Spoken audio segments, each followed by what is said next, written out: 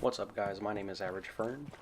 So today I just wanted to get in the Word a little bit and share a word of encouragement and of hope for you today. Today I'll be reading out of Genesis 3, and there'll be a few verses that I'll be going through.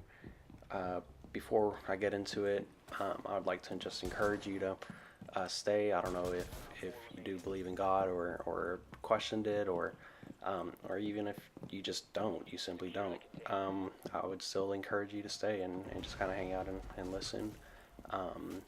Like I said in my previous video, I'm not here to force anything on anybody.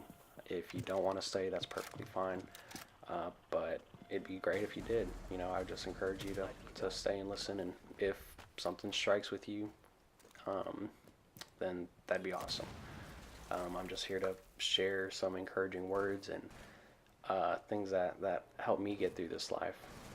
But without further ado, let's do this. So Genesis 3. The serpent was the shrewdest of all the wild animals the Lord God had made. One day he asked the woman, "Did God really say you must not eat the fruit from any of the trees in the garden?" "Of course we may eat fruit from the trees in the garden," the woman replied. "It's only the fruit from the tree in the middle of the garden that we are not allowed to eat. God said, 'You must not eat it or even touch it. If you do, you will die.'" "You won't die," the serpent replied to the woman. "God knows that your eyes will be opened as soon as you eat it, and you will be like God, knowing both good and evil." The woman was convinced. So here we can see Satan do three things. We hear him saying that God's holding out on us, and then we can see him questioning God's intent, and he's trying to deceive us. And then we see him question the things that we don't have and who we are. But God had an intention for Adam and Eve, and that was to subdue the land and rule over it. But the devil's only game plan is to forfeit what's ours. And so that was his game plan with them, is to forfeit what was theirs. So Satan was able to get them to forfeit everything that they had for that one tree, just by questioning God's intent and twisting his words around and saying that he's holding out on them. But in reality, God was protecting them from the one thing that would hurt them. And so how many times have we given in to that fruit, to that fruit that God doesn't want for us? How many times have we given into it and just felt ashamed afterwards, felt discouraged or embarrassed and just ashamed that we gave in? And then we just kind of sink our heads down low. And so you see that with Adam and Eve is after they both eat the fruit,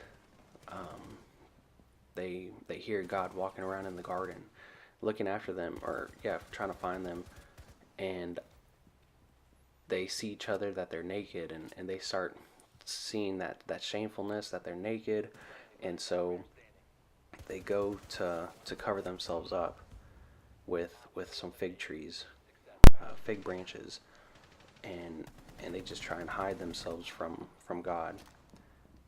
How many times have we done the same thing? I know I have, for sure. And it sucks. But there's a saving grace now, and with Adam and Eve, God had provided an animal as the first blood sacrifice in the Old Testament, in the whole Bible. So he was able to clothe them with new garments. And so with us now, our saving grace is Jesus Christ. See, he died on the cross for us and rose again in 3 days to save us. So knowing that, we no longer need to feel ashamed or discouraged or embarrassed. And in Romans 5:20 it says, "Where sin abounds, grace abounds much more." And that's one of my favorite verses, just knowing that no matter what I do, no matter what happens, God's always going to be there to forgive me, to cover me up, and to get my back. And I just want you guys to know the same thing. No matter what you've done, no matter what you've been through, whatever's happened, I believe God's there. I believe Jesus is there to just wrap you up and hug you and say, it's alright, you know, I forgive you.